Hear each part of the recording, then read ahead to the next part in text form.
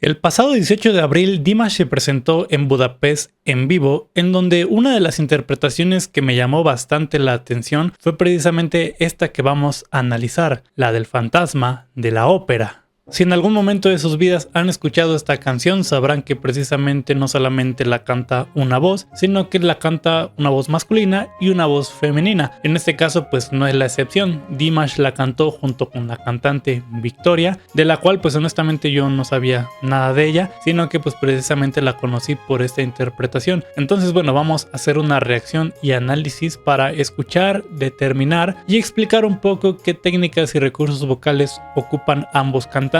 En este caso pues no les voy a mentir, me interesa más escuchar la voz de Dimash en esta canción y pues bueno, sin nada más que decir, vamos a comenzar.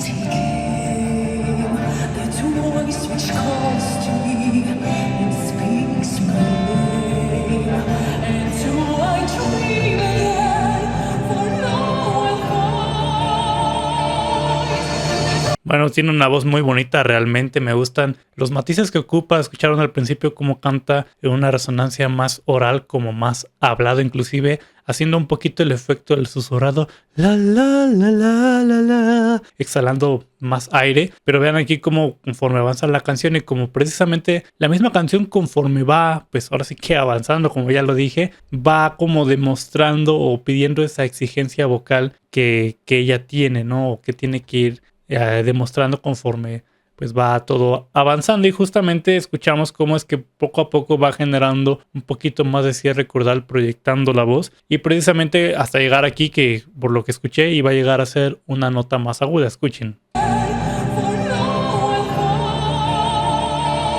Tiene muy bonita colocación completamente en la máscara, un vibrato muy bonito. Vamos a escuchar aquí la nota alta que va a hacer.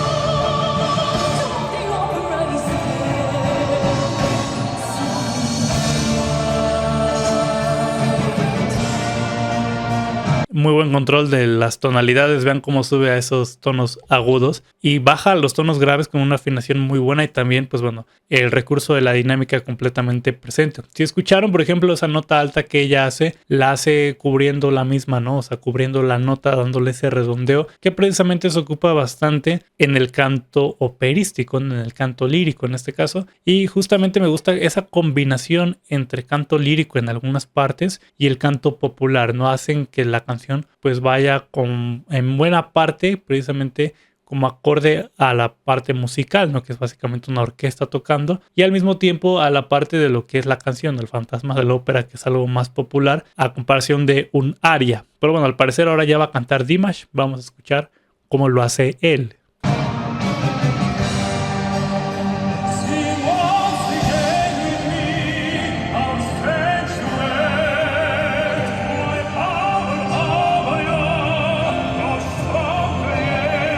Wow. Él también ocupa ese recurso de redondeo vocal, de cubrir de cierta manera la nota, pero no lo hace en su totalidad. Cuando ustedes escuchan a un cantante de ópera cantar ese tipo de canciones, ellos sí le meten bastante redondeo, bajan muchísimo la laringe para precisamente generar ese efecto de cubrimiento de nota, mientras obviamente también resuenan arriba, ¿no? En el caso de Dimash sí mantiene una laringe estable, y sobre todo en este caso que está cantando en tonos pues graves, no necesita tener tanto dominio, sino simplemente buscar el redondeo en la misma voz, no darle ese giro a la nota para generar este efecto, pero que es curioso porque no suena totalmente operístico ni totalmente popular, sino que se mantiene pues en un estilo neutro.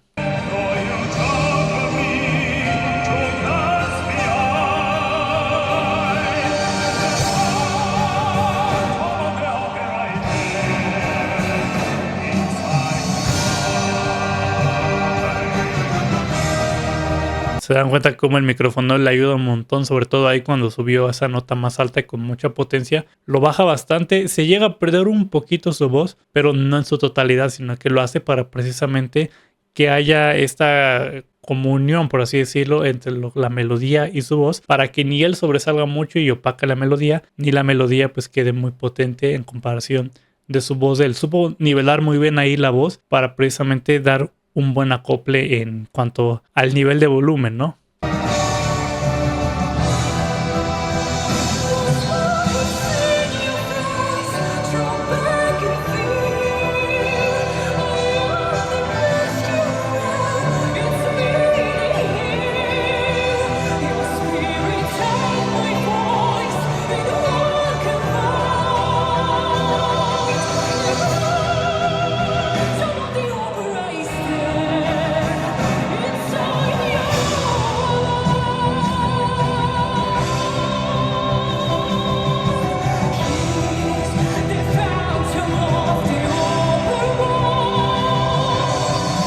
No sé si Victoria sea, ¿cómo se les dice? Bueno, que participe en obras de teatro, que sea actriz y que precisamente cante, ¿no? O que sea cantante de ópera, algo así, que no parece porque realmente su canto va muy variado entre cubrir la nota y no cubrirla, y normalmente un cantante de ópera siempre va a tener la tendencia a cubrir la nota. En el caso de ella varía mucho en esto, se adapta muy bien al estilo de la canción, ¿no? Que no es totalmente como aria, así como demasiado formal, por así decirlo, ni tampoco como el estilo de canto o de música popular promedio, ¿no? Es una canción pues que está como en medio entre que sí es clásica, pero al mismo tiempo mantiene cosas del canto popular, como una combinación de ambas, algo así como el Bohemian Rhapsody de Queen, pues algo así, pero en este caso lo que me llama mucho la atención es cómo es que ella se puede mover con esa agilidad. Si la ven, está muy suelta también en el aspecto corporal, que eso de hecho influye mucho en el canto, porque el canto se basa bastante en precisamente tener soltura. En este caso, principalmente la soltura vocal, no apretar la laringe, no apretar el cuello, no tensar la lengua, o sea, tener inclusive esa facilidad de abrir la boca bastante, que es precisamente lo de la mandíbula, no tenerla suelta, pero de ahí se derivan muchísimas más cosas, músculos como el que tenemos aquí abajo,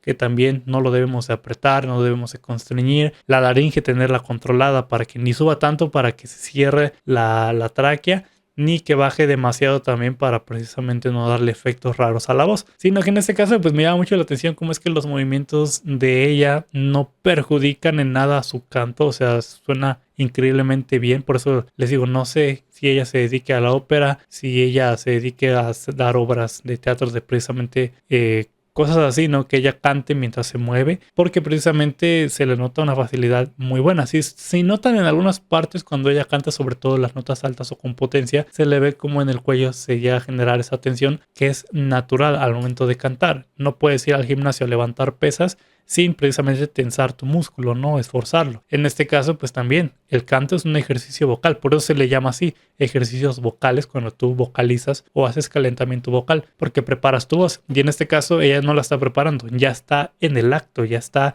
pues teniendo ahí su entrenamiento, y precisamente pues me parece muy muy curiosa, ¿no? Su facilidad de movimiento tanto vocal acompañada con el movimiento corporal, y que eso no afecte en una ni en otra.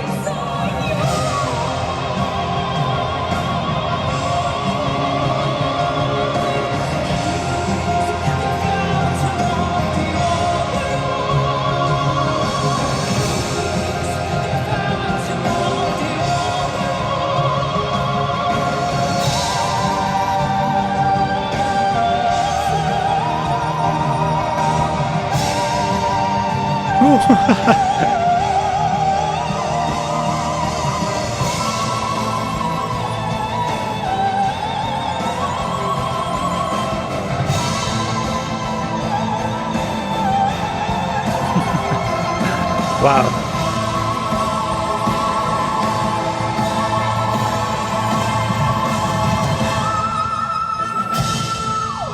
Wow, qué chulada.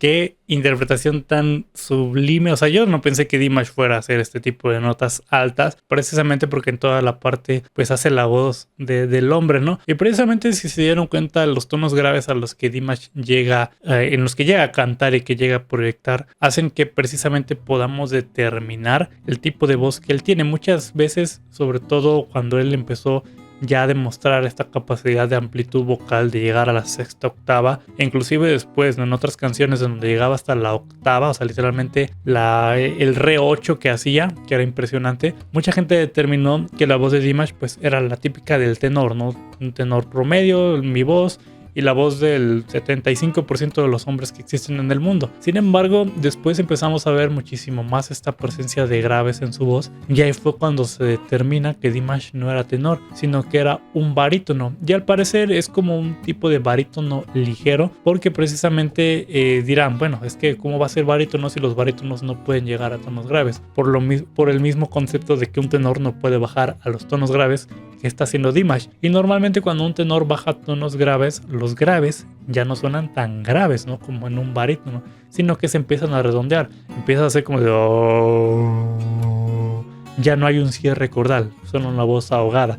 Y en el caso de Dimash ha bajado a tonos muy graves, hasta creo que de la primera octava, y su voz sigue teniendo ese cierre cordal. Ya sobre todo en esos tonos de primera octava, lo que he escuchado con él es que utiliza mucho el vocal fry, pero llega a los tonos, ¿no?, que es lo importante. Y precisamente nos damos cuenta que él en la segunda y tercera octava, sus graves, los proyecta muy bien en máscara, y eso solamente lo consigue alguien que esté en esa tesitura, y en este caso pues es el barítono. Que de ahí él se vaya para arriba y tenga un alcance increíble en la voz, pues ya es otra historia que tiene mucho que ver con precisamente el tamaño y grosor de sus cuerdas vocales, y también pues el trabajo vocal que ha tenido para precisamente ocupar su musculatura, sus cartílagos, su laringe y su colocación también, ¿verdad? Es importante la colocación para llegar precisamente a esos tonos. Aquí pues demuestra eso, cómo es que en la mayor parte de la canción en un principio canta en tonos muy graves, y como aquí de repente ya lo escuchamos llegar a tonos agudísimos. Estoy seguro que estuvo pues a finales de la quinta octava, o sea, notas muy altas, un sol sostenido, la sostenido, o sea, notas altísimas, y me refiero a la sostenido 5, sol sostenido 5, que son muy difíciles, ¿no? Ahora sí que son las notas a las que una mujer pues debería alcanzar, y sobre todo en este caso alguna mezzosoprano, o ya mejor dicho soprano, ¿no? Y en el caso de él las alcanza con una facilidad tremenda. ¿Qué les puedo decir? Realmente un gran intérprete, y siempre sus performances son sumamente increíbles. Sé que en un video anterior les había comentado que quería traer la interpretación de la canción de Jasmine o Yasmín, que precisamente pues fue de Dimash en un concurso, y en donde muchas personas justamente pues me recomendaron que sí lo hiciera, porque iba yo a ver cosas de Dimash, una presentación vocal muy buena, y que justamente pues a mí desde un principio, desde que vi el nombre, la edad de Dimash en la que estaba cantando esta canción, me interesó totalmente.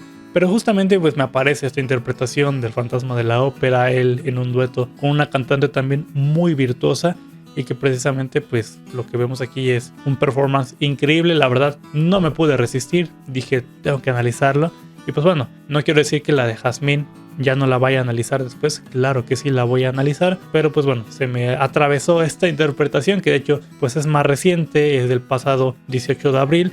La de Jasmine creo que tiene como 6 o 7 años, entonces pues bueno, podemos todavía guardarla. E igual he encontrado otras presentaciones del Dimash joven, del Dimash del 2012-2013, que también quiero ver. ¿Por qué? Porque pues vamos a ir viendo también cómo es que empezó él, básicamente en qué tonos cantaba, si ya alcanzaba notas altas, hasta inclusive como aquí, ¿no?, ver a qué tonos graves llegaba él en comparación de los que llega en la actualidad, ¿no?, que precisamente él con el tiempo fue expandiendo y expandiendo muchísimo más su rango vocal. Creo que ahorita más que expandirlo hacia tonos agudos, lo está expandiendo hacia tonos graves. Casi siempre lo escuchamos cantando en tonos más graves, que sí, que llegan a notas muy altas. Lo vimos en un video anterior analizando la interpretación de su canción Fire. Y pues bueno, también de precisamente de ese proyecto que él hizo del Live at Boys Beyond Horizon, también quiero hacer más análisis. O sea, hay muchas cosas de Dimash que todavía tenemos que explotar. Precisamente lo estamos haciendo por la gira que viene a continuación en octubre y noviembre, en donde va a venir en varias ocasiones aquí a México y también en algunos países de Latinoamérica. Y pues bueno, de aquí a que llegue esa fecha